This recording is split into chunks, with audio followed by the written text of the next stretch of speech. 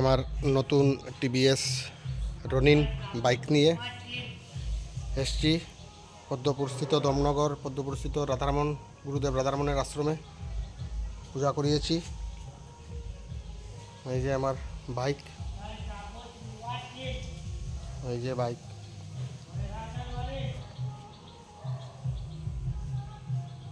গুরুদেবের আশ্রমে পূজা করিয়েছি। এই যে আমাদের গুরুদেবের রাধারমণের আশ্রম, খুব সুন্দর আশ্রম। এই যে গুরুদেব বসে রয়েছে।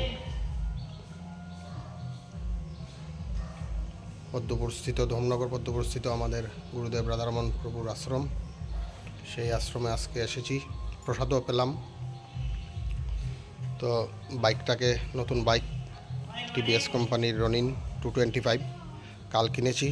তো আজ স্নান টান করে এসে পুজো করালাম বাইককে।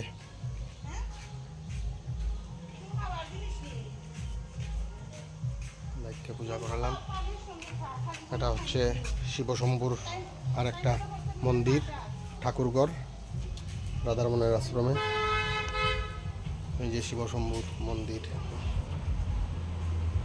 আপনারা আসবেন, বেরিয়ে যাবেন গুরুদেব প্রভু শ্রী রাধারমণের আশ্রম ধর্মনগরে পদ্মপুরে, ফিরে যাবেন, পুণ্য অর্জন করে যাবেন, শিবশম্ভুর মন্দিরটাও দেখে যাবেন। এই বলে শেষ করছি এখানে।